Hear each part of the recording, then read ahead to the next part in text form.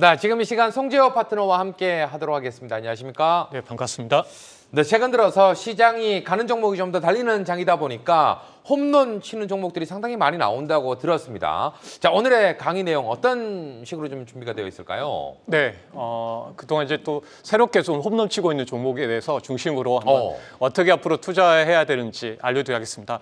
예, 앞 방송에서 우리가 그래도 이제 뭐 2000년부터 반도체 이야기도 많이 해드렸는데, 네. 물론 이제 우리 시장들 좀 그 말로 홈런, 특히 홈런 치는 종목도 많이 나올 것 같아요. 최근에 에코엠드림 같은 경우도 상당히 좋은 모습 보이고 있는데, 이 종목은 제가 조금 더 이제 장기적으로 보셨으면 좋겠다는 생각하고, 예, 없는 종목 생각하고 가지고 가시라고 말씀드렸는데요. 지금 이제 핫하게 올라오고 있거든요.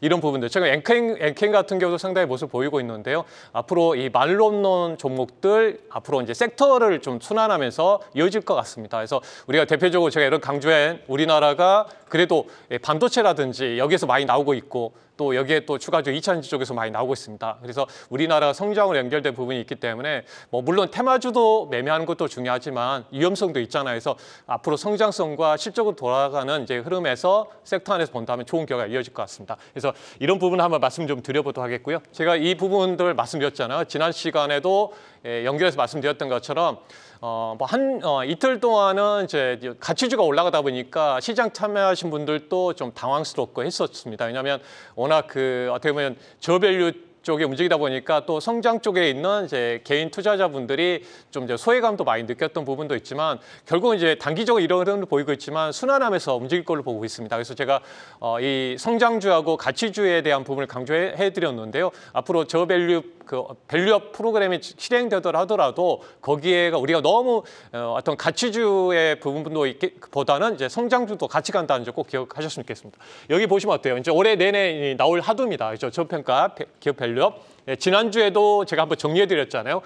그리고 어차피 배당을 주려면, 자사주를 매입하려면 실적이 나와야 됩니다. 실적이 나와야 돼요. 그래서 우리나라가 이제 실적이 더 어라운드하기 때문에 그 부분에서 실적에 대한 기대가 가지고 애국계 자금이 지금 아시아에서 관련해서 가장 돈이 많이 들어오고 있다는 점이에요. 그래서 그 점 꼭 기억하셨으면 좋겠습니다. 그래서 그리고 뭐였습니까? 세 번째, 성장, 실적도 나와야 되고 성장도 나와야 된다 했잖아요. 그게 바로 미국하고 연결돼 있습니다. 네, 미국하고 AI 반도체, 그리고 제가 2차전지 쪽, 네, 첨단 공급망. 미국에다가 지금 배터리 공장을 많이 짓고 있기 때문에 2차전지, 그리고 미국의 경제가 상당히 좋은 모습 보이고 있기 때문에 자동차, 그리고 바이오 산업까지 미국과 다 연결됐습니다. 그래서 이 네 가지 섹터는 큰 그림에서 움직일 거라는 점 말씀드리고, 모멘텀 차원에서 이 반도체하고 AI하고 엮어져서 가는 상황이고, 대기업들이 여기에 맞춰서 로봇, 메타버스, 자율주행까지, 그러니까 이런 핵심적인 어떤 테마를 넘어서 이제 섹터로 하나씩 성장해 나오고 있다는 점을 보시면 좋겠습니다. 그래서 우리나라 네이버 같은 경우도 앱툰 쪽으로 계속 확대하다 보니까 앱툰 같은 경우도 이제 하나의 섹터로 반영이 커지는 것처럼 앞으로 이런들이 성장 쪽, 그리고 모멘텀, 실적 쪽과 연결되면서 또 교집합되면서 시장이 종목들이 나올 걸로 보고 있습니다. 이 점을 말씀드리고요. 그래서 아까 말씀드렸죠. 네, 우리가 저밸류 쪽의 흐름에서 보고 있지만 실적으로 보니까 일본은 고밸류, 그러니까 수익이 나와야 되겠죠. 배당도 높이고 자사주 매입하려면 ROE가 10 이상이 되려면 그래도 자기 자본 대비해서 자기 자본을 통해서 10% 이상 이익을 내야 되잖아요. 어떤 자기 자본이 100억이라면 10억 이상, 그 자본을 통해 10억 이상 매년 이익을 내야 되기 때문에 그 부분에서 이 관련된 고수익, 고밸류 쪽이 상당히 주목받았던 점입니다. 대표적으로 보니까 IT 산업재, 그리고 여기 연결된 헬스케어와 같은 성장 쪽의 흐름에서도 이제 길게 보면 이어졌던 점이고, 또 여기에 우리나라 연결된 게 또 자동차 산업까지 좀 연결돼 있습니다. 직접 보니까. 네. 네, 그래서 저는 이제 이런 부분에서 강한 밸류 체인의 종목을 보자고 이렇게 말씀드립니다. 실적은 이제 일본 같은 경우에도 언제 자금이 많이 들어갔냐면, 우리가 1배 이하에 있는 종목들이 아니라 1배에서 2배 PBR이 확대됐을 때, 자산 가치가 그때 시점에서 자금이 많이 들어갔습니다. 그래서 우리나라가 아직은 이제 그 증시가 한 1배 정도 되고 있는 상황이잖아요. 그래서 1배에서 한 2배로 간다면 그때의 흐름에서 돈이 가장 많이 들어왔다는 점 말씀드리고요. 그래서 여기에 밸류체인에 있는 그 종목을 많이 보자고 말씀드렸는데, 제가 뭐 여기 한국경제TV에서 방송할 때 작년에도 그랬습니다. 이산질의 에코프로 말씀드렸을 때 밸류체인을 보자고 말씀드렸거든요. 밸류체인. 그리고 반도체를 그랬습니다. 반도체를 했고 자동차 부품주들도 마찬가지로 결국은 이제 부품 관련해서 밸류체인을 보자고 말씀드렸습니다. 그래서 성장주 이 관련해 보니까 내가 직접 하닉스라든지 뭐 삼성전자 같은 회사들 투자하는 것도 있겠지만 여기에 밸류체에 있는 종목들이 더 주가가 많이 가는 모습 보여서 밸류체를 보시면 좋을 것 같다고 말씀드렸던 거고요. 여기에 관련해서 이제 보시게 되면 빅테크 기업들이 어디에 투자하는지 말씀드렸죠. 그래서 엔비디아가 연결된 빅테크 기업들에게 반도체를 투자하기 때문에 엔비디아 연결돼 있는 하닉스 네, 그런 삼성전자가 수혜를 받고 있는 것처럼 관련된 또 밸류체에 있는 그 장비사라든지 소재 기업들이 많이 받았습니다.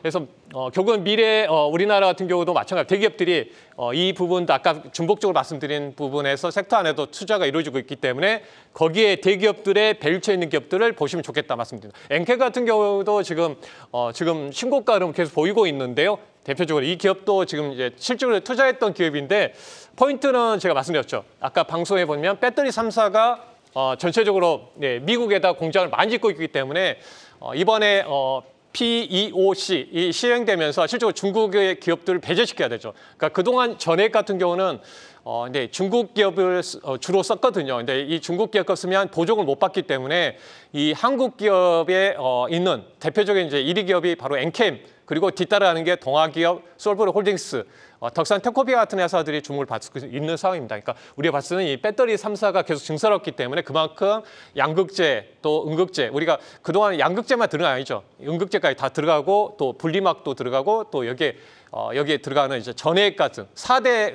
어떤 배터리 소재에서 우리나라 기업들의 어떤 제품들이 들어가 있다 보니까 이제 주목을 받는다라고 보시면 되겠고요. 그래서 아까 이제 보시면 이제 대표적으로 이 전해액 관련 이슈 때문에 이렇게 주목받았다. 네, 아까 설명드린 내용들을 표현한 내용이고요.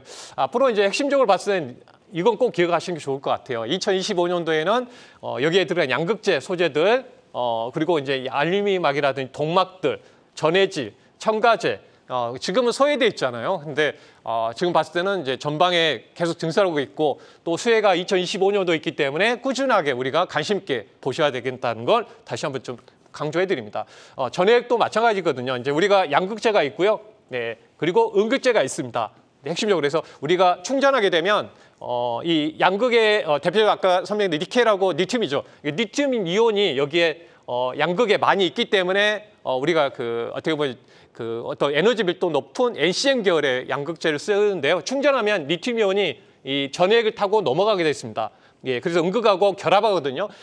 혈액 역할을 하기 때문에 그만큼 중요한 소재가 되겠죠. 그래서 이 부분도 4대 소재 쪽이라고 보시면 되겠습니다. 하나 이제 케이스 핵심 포인트만 말씀드리면 그래서 해외 쪽의 공장들과 함께 있기 때문에 꼭 근거리에서 공급을 해야 되는 게 최대의 전액의 특징이라는 말씀드립니다. 그래서 에코프로도 밸류체인에 보면 에코프로 BM 양극재의 BM이 있고 아까 전구체하고 리튬하고 열처리해서 만들어집니다. 그래서 전구체 기업이 바로 에코프로 머티리얼즈라는 기업입니다. 그러니까 상장하고 나서 상당히 주목을 받았는데요.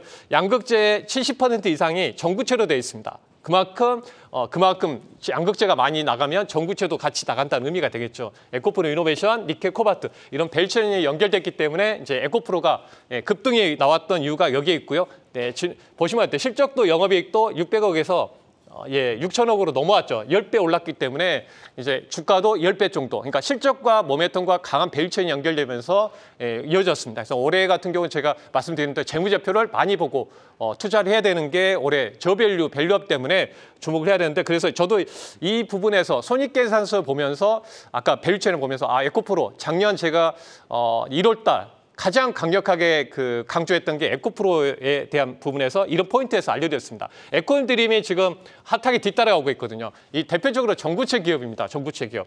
네, 보시면 에코드림은 아까 말씀드린 니켈, 코발트, 망간을 통해서 전구체가 만들어지고 리튬하고 결합해서 이 관련해서 양극재 기업에 공급되기 때문에 보시면 어땠습니까? 이번에 증설이 이렇게 확대되면서 수혜를 받고 있거든요. 세계 최대 1위 기업인 유미코아의 양극재 기업에 이 전구체를 공급하고 있습니다.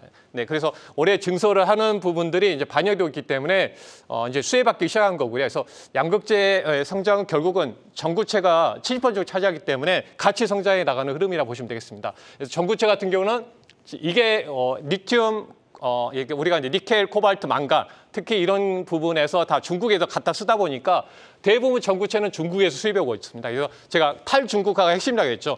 탈중국화 핵심에서 거의 90%는 이제 수입에다 쓰다 보니까 에코엠드리 같은 경우가 바로 이제 국산화에 성공했습니다. 또 특히 우리가 대입경이 있고 소입경이 있는데 소입경을 주력을 만들고 있다 보니까 에너지 밀도가 높은 제품을 해상당한 거고 이번에 3만 톤을 지금 이제 보시게 되면 이제 증설을 합니다.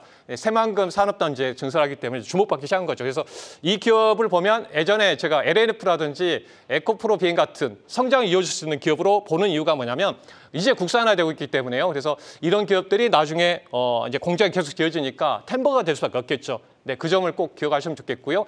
그런 포인트에서 저도 에코엠드림 같은 경우는 이제 저희 분들에게 일단 일정 부분은 이제 없는 종목을 생각한다면 장기적으로 가면 템버가 될 수 있는 종목이라고 소개해드렸습니다. 그래서 지금도 이렇게 좋은 흐름 보이고 있는데요. 이런 식으로 밸류체인이 중요하다고 보시면 되겠고요. 이제 세방전지도 이제 소개하고 나서 이렇게 급등의 흐름도 이제 보여주고 있는데 결국은 현대차의 그 기아하고 연결돼 있는 기업이죠. 그만큼 실적이 5배 정도 성장하고 있으니까 이렇게 보면 현대기아도 실적에 대한 부분들이 성장이 이루어지고 있다는 점에서 상당히 성장이 이런 낙수 효과가 관련된 기업에 확대될 걸로 보고 있습니다. 서현야도 마찬가지로 주가도 싸고요. 네, 저평가의 구간에서 이런 낙수 효과가 관련 벨트에 연결된다고 보시면 돼요. 서현야도 그렇고 최근에 알려진 PHA도 3%의 흐름도 보이고 있습니다. 이런 기업도 한번 보여드렸는데 하이비전도 다 이렇게 다 벨트에 연결돼 있거든요.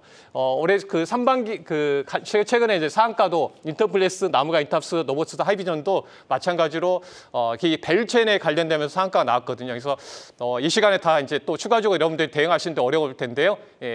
이따가 방송이 끝나고 8시 반에 오시면은 가치주 성장주 그리고 이제 최근에 이제 급등주 에코엠들도 나오고 있는데 여기에 후속주에 대한 이야기를 해드릴 테니까 이따가 한국경제 TV로 오시면은 제가 자세히 알려드리도록 하겠습니다.